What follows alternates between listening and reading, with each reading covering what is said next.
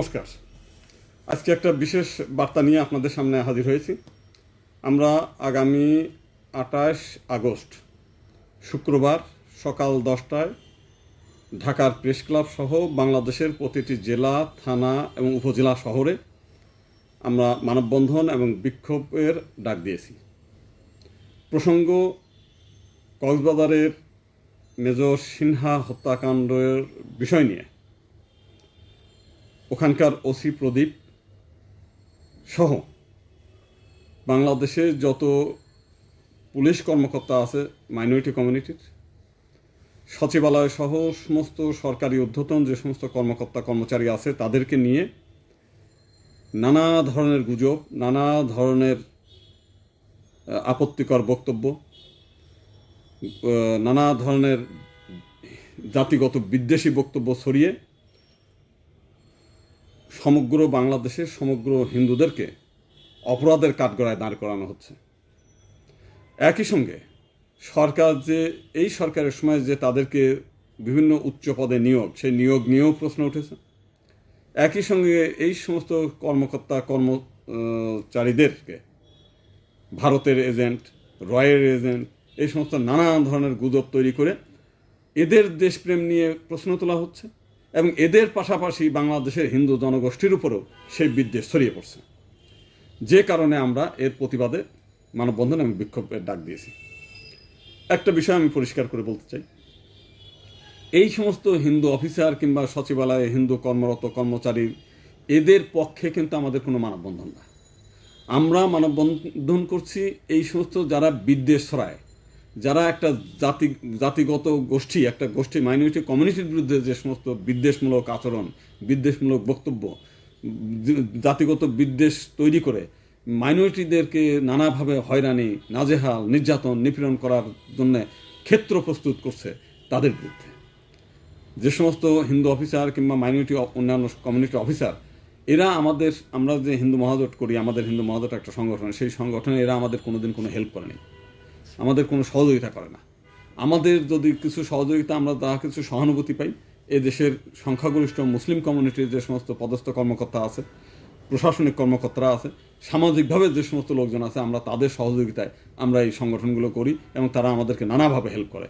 বরং হিন্দু কমিউনিটির যে সমস্ত কর্মকর্তা, ঊর্ধ্বতন কর্মকর্তাদের কাছে আমরা যখন একটু সহযাত্রী হিসেবে তাদের সহানুভূতি আদায়ের চেষ্টা করি, তখন তারা বলে তারা নিজ যোগ্যতা বলে তারা ক্ষমতা পদে আসছে, তারা চাকরি পাইছে নিজের মেধার বলে, তারা প্রমোশন পায় নিজেদের বলে, মাইনরিটি কমিটির কোনো সুপারিশেও তারা পদে যায় না, কিংবা মাইনরিটি কমিউনিটির জন্যও তারা কোনো চাকরি পায় নাই।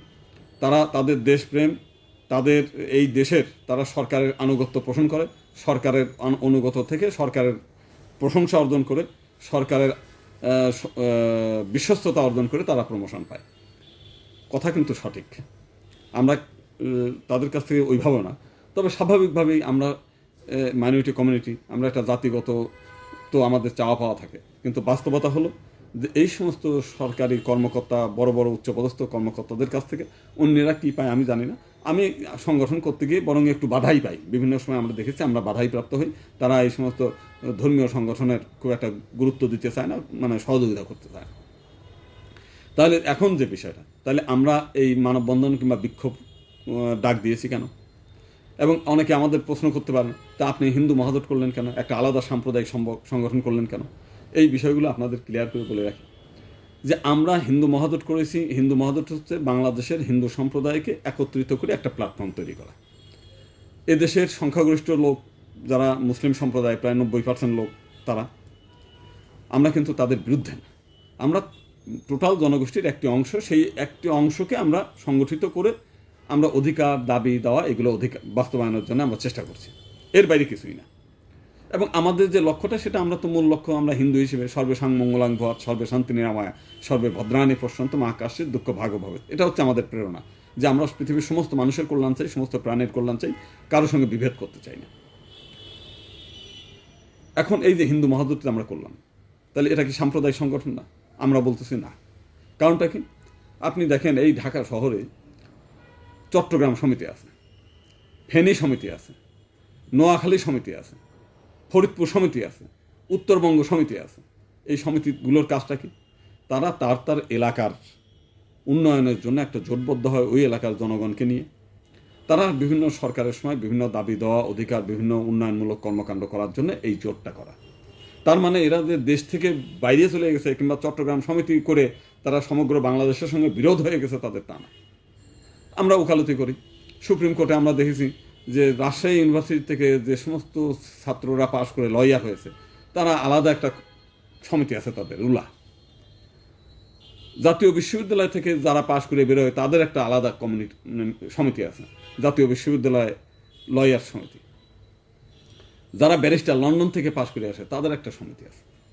আমাদের জজ কোর্টের রীতিমতোভাবে সে আমরা দেখেছি যে বরিশালের লয়ারদের একটা বিশাল আলাদা করে নির্বাচনী হয়ে যায়, একটা বিশাল মানে উৎসবমুখর পরিবেশে।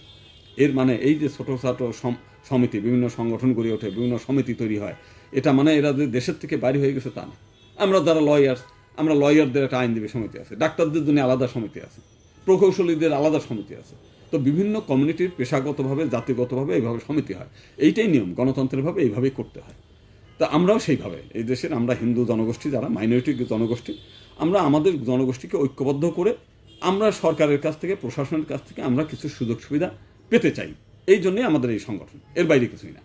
আমরা আলাদা করে কিছুই করতে চাইনি। এখন যে জিনিসটা আমাদের, তাহলে আমরা ওই আগামী 28 তারিখে আমরা যে প্রোগ্রামটা করতে চাচ্ছি সেটা কারো বিরুদ্ধে না, আমরা শুধুমাত্র সেই লোকদের বিরুদ্ধে, যেহেতু আমরা মাইনরিটি কমিউনিটি, যারা হিন্দু সম্প্রদায়ের বিরুদ্ধে, হিন্দু পুলিশ থেকে শুরু করে প্রথমে প্রদীপ শুরু হয়েছে, সেই প্রদীপ থেকে শুরু করে সমস্ত পুলিশ ঊর্ধ্বতন পুলিশ কর্মকর্তা, এরপরে সচিবালয়ের কর্মকর্তা, এরপরে সাধারণ যে সমস্ত হয়ে গেছে এই সরকারি ঊর্ধ্বতন কর্মকর্তা, প্রত্যেকের বিরুদ্ধে একের পর এক ভিডিও তৈরি করে বিদ্বেষমূলক বক্তব্য তৈরি করে একটা জাতিগত বিদ্বেষ তৈরি করে সমস্ত বাংলাদেশের মধ্যে একটা অরাজকতা তৈরি করার ক্ষেত্র তৈরি করা হচ্ছে। এমনকি এর জন্য সরকারকেও, বর্তমান সরকারকেও কাঠগড়ায় দাঁড় করানো হচ্ছে যে সরকার এই সমস্ত লোকদের নিয়োগ করেছে ভারতের চাপে, এগুলো দেশ সব ভারত হয়ে গেছে, সমস্ত রয়ের এজেন্ট, সমস্ত ভারতের এজেন্ট, এই সমস্ত নানান অভিধা তৈরি করে আমাদেরকে আমাদের দেশপ্রেম নিয়ে একটা প্রশ্নের মুখোমুখি আমরা এসে পড়েছি। ফলাফল হচ্ছে 2 দিন আগে একজনের কবজি কাটিয়ে ফেলতেছে, সামান্য এই ব্রাহ্মণবাড়িয়া সেদিন দেখলাম একজনের মেরেই ফেললো 5,000 টাকার জন্য, সেই একজন ধাওয়া করছে, একজন সেখানেই করছে। মনের দিক দিয়ে প্রত্যেকের মনের মধ্যে একটা বিদ্বেষ তৈরি করছে এবং গুটি কয়েক লোক, এই দুষ্ট কতগুলো লোক সমস্ত জনগণের মধ্যে এমনভাবে বিদ্বেষ ছড়াচ্ছে, এমনভাবে বিষ বাষ্প ছড়াচ্ছে যে এইখানে হিন্দুদের জনজীবন একটা অসহনীয় অবস্থা হয়ে গেছে।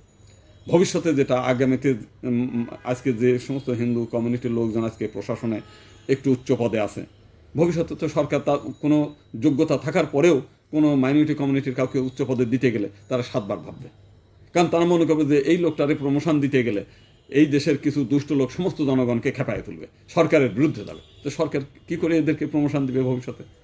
আমরা মাইনরিটি কমিউনিটি আমরা যুদ্ধ বিগ্রহ দ্বন্দ্ব সংঘাত করে থাকতে চাই না, আমরা তাদের সঙ্গে মিলেমিশে তাদের সহানুভূতি নিয়েই আমরা থাকতে চাই, আমরা করতে চাই না। আমরা এই যে হিন্দু মহাজোট যেটা গঠন করেছি, আমাদের স্পষ্ট বলছি, কোনো হিন্দু বড় ব্যবসায়ী আমাদের হেল্প করে না, কোনো হিন্দু বড় সরকারি কর্মকর্তা আমাদের কোনো হেল্প করে না। আমরা যা সহানুভূতি, যা মানে সুযোগ সুবিধা কিংবা যেটা প্রশাসনের থেকে পাই, তারা মুসলিম কমিউনিটির বড় বড় কর্মকর্তা কিংবা সাধারণ কর্মকর্তা কিংবা ছোট কর্মকর্তা, তারাই কিন্তু আমাদেরকে নানাভাবে সহযোগিতা করে। আমরা কিন্তু এটা অকপটে বলছি। তো সেই কারণেই আমরা মিলেমিশে থাকার জন্যেই আমরা চাই যে এই বিষয়গুলো যদি, এই বিদ্বেষগুলো যদি একের পর এক চলতেই থাকে, তাহলে এই দেশে মাইনরিটিদের বসবাস করা কঠিন হয়ে যাবে। তার জন্যই আমরা এটার প্রতিবাদ করতে চাই এবং আমরা সরকারের কাছে আবেদন জানাবো সবাই মিলে আগামী 28 তারিখে প্রত্যেক জেলায়, থানায়, উপজেলায়, শহরে আমরা মানববন্ধন এবং বিক্ষোভ করে সরকারকে জানাতে চাই যে এই সমস্ত দুষ্ট চক্র যারা আমাদের এই সুন্দর শান্তিপূর্ণ বসতি যে আমরা করছি, তাদের মধ্যে যারা এই সংঘাত তৈরি করার চেষ্টা করছে, বিরোধ তৈরি করার চেষ্টা করছে, এমনকি সরকারকেও প্রশ্নের মুখোমুখি করার চেষ্টা করছে, তাদের বিরুদ্ধে যাতে ব্যবস্থা নেয়, তাদের বিরুদ্ধে যেন তা আটক করে, তাদের বিরুদ্ধে যেন শাস্তিমূলক ব্যবস্থা নেয়। এই জন্যই মূলত হচ্ছে আমাদের এই আগামী 28 তারিখের প্রোগ্রাম। তা আপনাদের কাছে আবেদন যে আপনারা ওই দিনে সোচ্চার হবেন। একই সঙ্গে দেখেন, আজকে আর একটু বলি, ওইখানে শিপ্রা নামে একজন একেবারেই অসামাজিক, নীতি আদর্শবিহীন একটা মহিলাকে দিয়ে আজকে দেখেন যে এইদিকে প্রদীপকে দাঁড় করাচ্ছে, আবার ওইদিকে এই মহিলাকে দিয়ে বিভিন্ন জনের বিরুদ্ধে মামলা করে, বিভিন্ন জনের বিরুদ্ধে উস্কানিমূলক এইটি করে এই করাচ্ছে। এই মহিলা কিন্তু হিন্দু সমাজের কোনো কমিউনিটির প্রতিনিধিত্ব করে না, হিন্দু সমাজের বরং আরও মান সম্মানকে মানে করছে তার, যা আমরা দেখেছি তার অতীত কর্মকাণ্ড।